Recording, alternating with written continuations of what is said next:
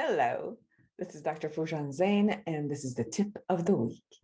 Spring cleaning for the mind, right? Here it is. The spring is here, and the best thing we could ever do is to clear our mind. It is time to let go of what does not work and take on new workable habits. Airing out your internal thought and emotions helps you declutter. This reorganization and purging can open room for new healthy thoughts, emotions that would lead to healthy behaviors and the creation of healthy outcomes. Start with breaking bad habits. Identify the habits that don't work for you anymore. Maybe it's eating not right, exercising or not exercising, smoking, alcohol, getting overly angry, not being able to handle your emotions, any of those, or anything that you could imagine, which you know is not working for you. Tackle one habit at a time. Yes, we all have a lot more unhealthy habits that we can imagine, but let's do it, identify it, list it, and let's take one at a time. Prioritize the ones that you don't want to do. Observe and identify any triggers, your triggers, and how to eliminate them from your surroundings, the ones that creates the bad habits. For example, if you think you drink too much, then look at what triggers you. Is it the parties you're around? Is it the alcohol that's around? Whatever you think that would be the trigger. Formulate what you like to replace it with and be clear about the goal and make it measurable. Set a date to start with a new way of operating instead of the old habits. Journaling, it's wonderful because you get to be aware, you could go back, you could look at it, it releases all of it is wonderful. So begin journaling. And then every evening as you write, take a blue pen and circle all the negative thoughts and emotions. Now take another pen, maybe a green pen, and circle all the positive thoughts and emotions that you've already written. And then begin cultivating a positive thought about each of the negative ones. If you felt like a victim in any situation, begin to see your power in what you have done and you have handled it. See what you have learned and how you have become resilient. Be aware of the stories that you attach to people and different experiences versus the facts that are there. See the facts, identify which one of them are facts. Like if I took 10 other people there, they would see the same thing. And what part of it is your perception, your stories that you've assigned to it. Give yourself a limited time to vent your emotion. Don't create an emotional uproar. If the emotion comes in, just see what the message is, vent it off and be done with it versus constantly cultivating it. And pamper and nurture yourself because you deserve it.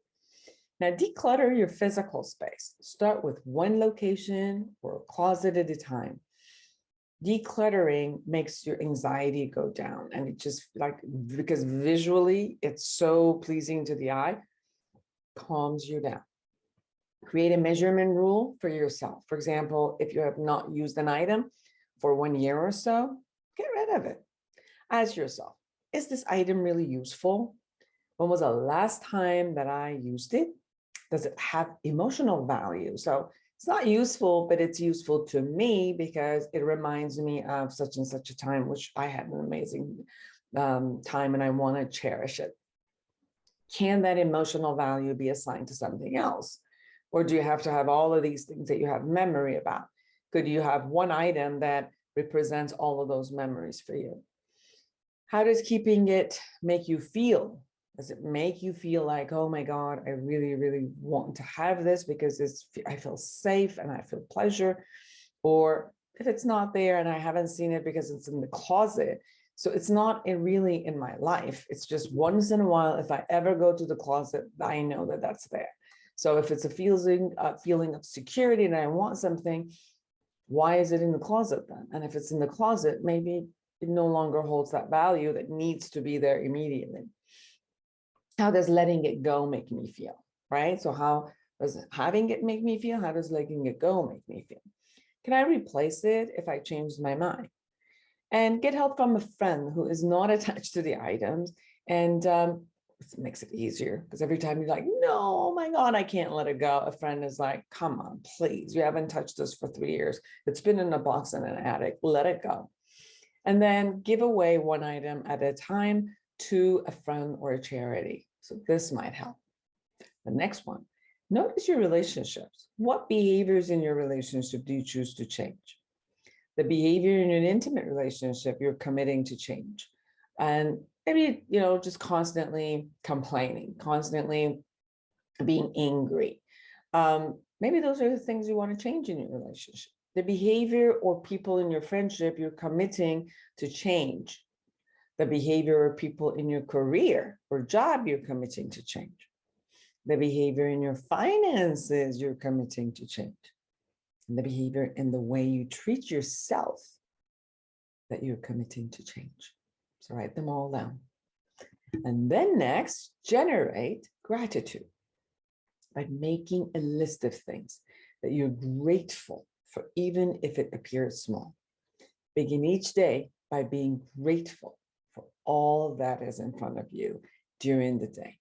Each night, journal about all the great opportunities for working, learning, and relating you had all day.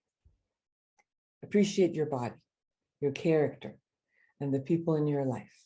Allow the gift of forgiveness for yourself and people around you.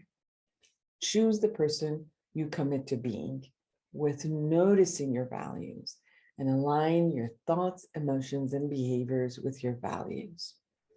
Create defined goals and set up your action plans in your calendar. Set up structures with people around you to inspire and support you to reach your goal. So spring is here. Welcome it with every aspect of your being and a newness, and wishing you an amazing, amazing, amazing new year and new spring.